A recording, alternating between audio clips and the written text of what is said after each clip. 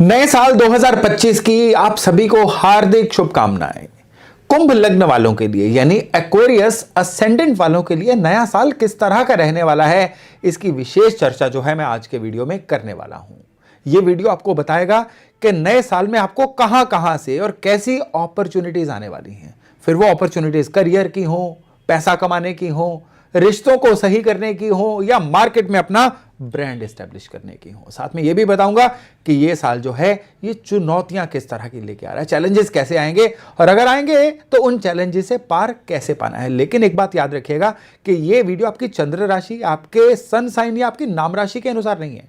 यह वीडियो केवल आपकी लग्न राशि के अनुसार है। और अगर आपको इन चीजों में कंफ्यूजन है ना, तो फिर नीचे लिंक में मेरा एक और वीडियो है, उसको रेफर करके आप आसानी से जान सकते हैं कि आपके परिवार वालों की लग्न राशि कौन सी है। तो चलिए इस वीडियो में आगे बढ़ते हैं। नमस्ते, मेरा नाम है योगेश शर्मा। स्वागत है आपका happy life with Yogesh Sharma में। और दोस्तों, इस वीडियो में इस राशिफल में आगे बढ़ने से पहले एक विनम्र निवेदन कि अगर अभी तक आपने अपने इस चैनल को सब्सक्राइब नहीं किया है तो कृपया सब्सक्राइब जरूर करिएगा और बेल बटन दबाना बिल्कुल भी मत भूलिएगा।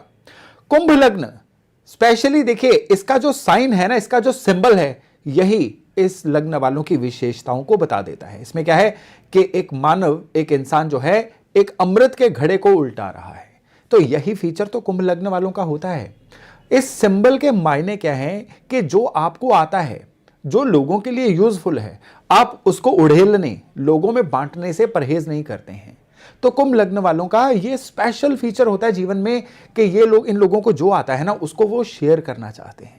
अपने पास कुछ नहीं रखते, बांटना, गिव बैक करना, ये इनकी पर्सनैलिटी का एक पार्ट बन जाता है। वायु राशि है, विचारशील राशि है, इसलिए क्रिएटिविटी, कल्पना शक्ति इनमें बाकियों से ज्यादा विशेष होती है। लेकिन अगर इनके चंद्रमा खराब हो या फिर इनके जो लग्न लॉर्ड शनि हैं ये कहीं बैडली बैठे हुए हों, खराब बैठे हुए हों, तो फिर क्या है, फिर ये केवल हवाई किले बनाते रहते हैं। फिर ये धरातल पे आके प्रैक्टिकली नहीं सोच पाते हैं। फिर इनकी सोच और इनकी जो भी चीजें अचीव हुई होती हैं उनमें गैप बहुत ज्यादा बन जाता है और यही कुंभ लग्न वालों के लिए फ्रस्ट्रेशन का विषय बनता है। अब जो नया साल है, इसमें इनके जो लग्न लॉर्ड शनि हैं वो अपना राशि परिवर्तन करने वाले हैं। अभी इनके लग्न में ही चल रहे हैं और इसके बाद इनके धन स्थान पे आ जाएंगे। अब शनि जो है बाकी सारा साल, एक बार 29 मार्च को ये धन स्थान पे आ जाएंगे तो बाकी सारा साल इनके मनी मैटर्स को शनि कंट्रोल करना शुरू हो जाएंगे। राहु केतु भी इनके चेंज हो रहे हैं, जुपिटर भी इनके चेंज हो रहे हैं। तो ये साल बड़ा ही इवेंटफुल, बहुत ही हैपनिंग रहने वाला है कुंभ लग्न वालों के लिए। हम करियर से बात शुरू करते हैं, क्योंकि करियर अगर चलेगा तो फिर धन भी आएगा, इज्जत भी आएगी, मन भी सही रहेगा। मन सही रहेगा तो रिश्ते नाते सही रहेंगे। हर चीज जो है ना, ये आपके द्वारा किए जाने वाले कर्म पे सीधे सीधे डिपेंडेंट होती है। तो जो चीज वेटेज में सबसे ज्यादा है, पहले उसकी चर्चा कर लेते हैं।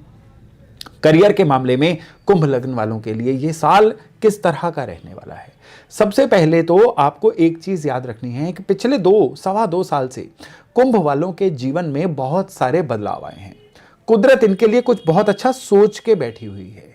अगर तो जैसा मैंने इसी वीडियो के शुरू में बोला था ना, केवल हवाई किले ना बनाएं, योजनाओं को लिख के बनाएं और पूरा अपने अंदर वो आग रखें कि उनको इंप्लीमेंट किस तरह से करना है, तो फिर ये जो पिछले साल की गति लेके आए हुए ना करियर में, उसको बहुत अच्छे से आगे भी बढ़ाएंगे, अपने करियर को सफलता के रूप में कन्वर्ट भी कर पाएंगे।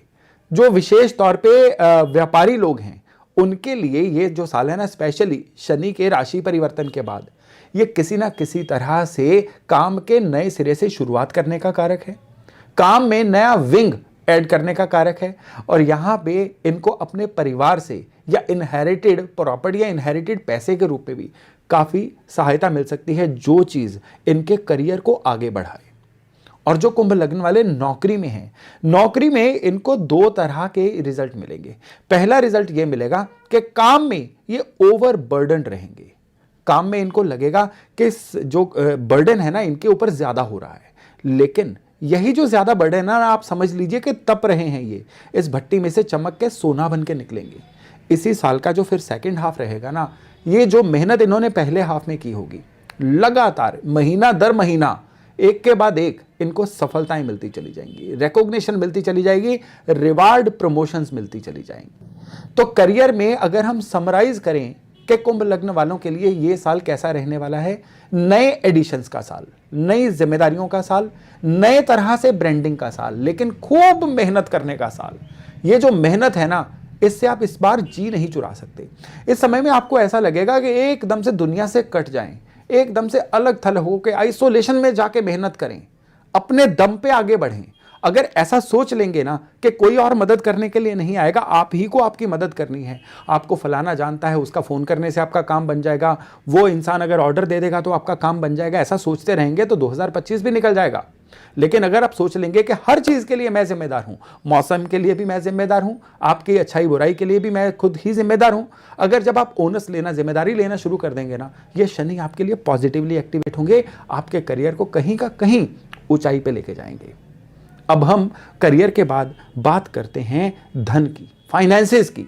फाइनेंसेस के मामले में दो चीजों का आपको बहुत ध्यान रखना है। सबसे पहले तो अभी राहु जो आपके धन स्थान पे चल रहे थे और आपको धन के मामले में बहुत ही ज्यादा फ्लक्चुएटिंग रिजल्ट्स दे रहे थे, अब ये राहु जो है शिफ्ट होके साल के मध्य में आपके लग्न में आ जाएंगे। यानी आप एक मोटे तौर पे लगा के चलिए, शनि और राहु का एक्सचेंज हो जाएगा। जहां अभी शनि है वहां राहु आ जाएंगे, जहां भी राहु है वहां पे शनि आ जाएंगे। ये दो ऊर्जाएं जब अपने घर बदलेंगी ना, तो आपके धन की दिशा दशा भी बदलेंगी। अब इस समय में क्या होगा कि आपको इनहेरिटेड प्रॉपर्टी या इनहेरिटेंस का लाभ मिलना शुरू होगा, परिवार की तरफ से सपोर्ट मिलनी शुरू होगी, आपकी खुद की वाणी, आपका खुद की नॉलेज, आपका खुद की एनर्जी अब आपके लिए धन लेके आएगी। अगर आपका कोई पैसा कहीं पे अटका हुआ था, लोग आपका पैसा नहीं दे रहे थे, या फिर आपका किसी इंस्टीट्यूशन की तरफ भी पैसा बना हुआ था जो मिल नहीं रहा था, अब वो भी मिलना शुरू होगा। विशेष तौर पे 30 मई के बाद, 30 मई से लेकर सितंबर के बीच में ऐसा फेज आएगा जब आपका रुका हुआ धन जो है ये रिलीज होगा। अब इस समय में जो आपको नई क्लाइंटेज मिलेगी या आपको काम कारोबार में नई जिम्मेदारियां मिलेंगी ना, वो किसी इंसेंटिव के रूप में या बढ़ी हुई इनकम के रूप में आपको लाभ देना शुरू कर देंगी। लेकिन यहां पे आपको एक चीज का ध्यान रखना है, और वो चीज है बृहस्पति का गोचर। बृहस्पति जो है इस समय में आपके पंचम भाव से गोचर कर रहे होंगे इस मई महीने के बाद में। और ये जो पंचम भाव में बृहस्पति का गोचर है ना, ये एकदम से आपको थोड़ा सा ओवर थिंकर बना सकता है निवेश को लेके। आपको एक साथ इन्वेस्टमेंट करने की इतनी सलाह मिलेंगी, इतनी अलग अलग जगह से आप मोटिवेट हो जाओगे निवेश करने के लिए। कभी आपका मन करेगा कि मैं शेयर बाजार में निवेश कर दूं, फिर दूसरी तरफ आपका मन करेगा नहीं नहीं MCX वगैरह में ज़्यादा रिटर्न है। फिर कोई आपको आके सलाह दे देगा कि मैंने तो भाई प्रॉपर्टी से बड़े कमाए हैं, तुम भी प्रॉपर्टी में लगाओ। और फिर कहीं आपको आपके घर के अंदर से एक आवाज़ आ जाएगी, छोड़ो सारी बातें, आप पोस्ट ऑफिस या बैंक में FDR के रूप में ही करवाओ। इस तरह की अलग अलग वेरिएशंस आपको कंफ्यूज करके रखेंगी। तो इसका समाधान क्या है? इसका समाधान है कि इस समय में आप अपना कंटेंट जो है ना फाइनेंसेस को लेके, वो अच्छे वाला कंज्यूम करिए।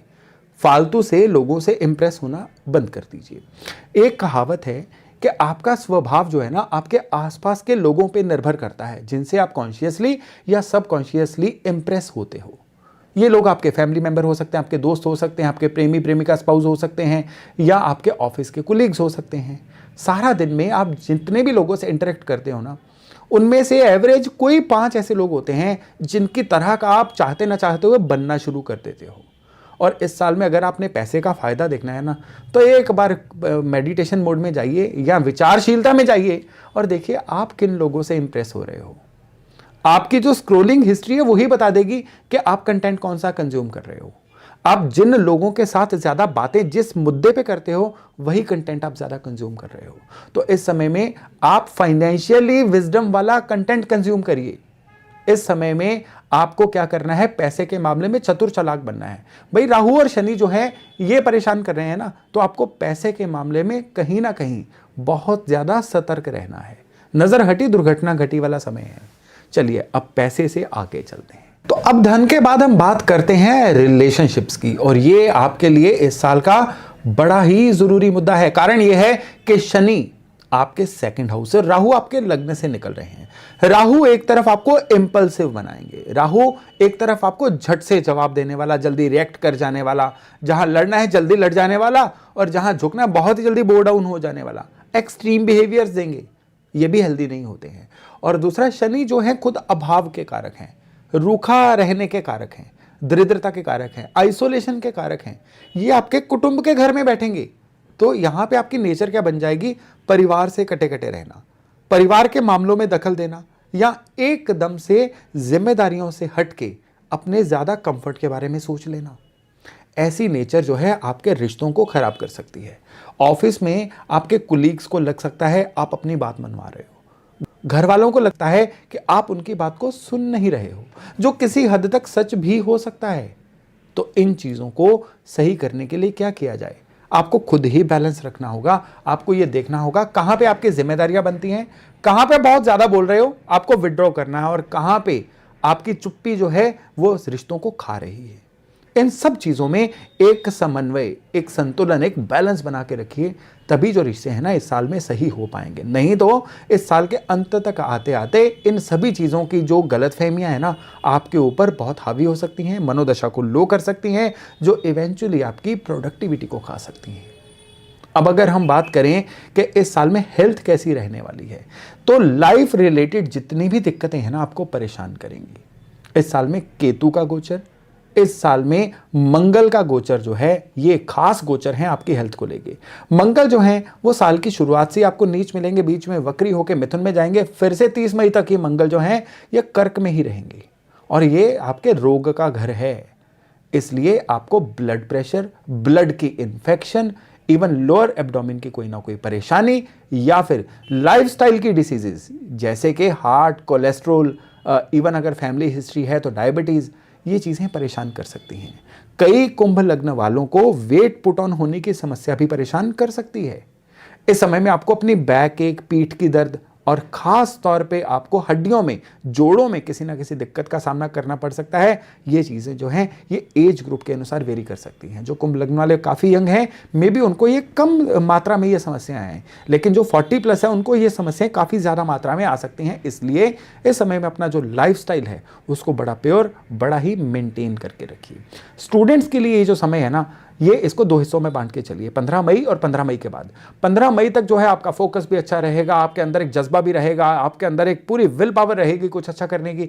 15 मई के बाद एकदम से आप ओवर कॉन्फिडेंस से भर जाओगे और आपको बुक खोलते लगेगा ये सब तो आता है, और एग्जाम में जाके आप ब्लैंक हो सकते हो। इसलिए इस फीलिंग से भी अभ्यास करके आपको बचना है। अब अभ्यास तो एक लिमिट तक हो सकता है। आपको कुछ देता हूं उपाय, जिससे कि साल में जितने भी रिस्क पॉइंट्स हैं ना वो आपके बड़े आराम से कवर होते रहेंगे। सबसे पहला यहां पे उपाय जो रहेगा वो रहेगा आपको आवारा कुत्तों को कोई ना कोई भोजन रोज देते रहना है। यह जबरदस्त उपाय है और यह पूरा साल आपकी सहायता करता रहेगा। रैंडमली आवारा कुत्तों को कुछ ना कुछ देते रहिए। इसके अलावा अगर आप ठंडे एरिया में रहते हैं तो रात को कंबल गरीबों में बांटना मत भूलिएगा।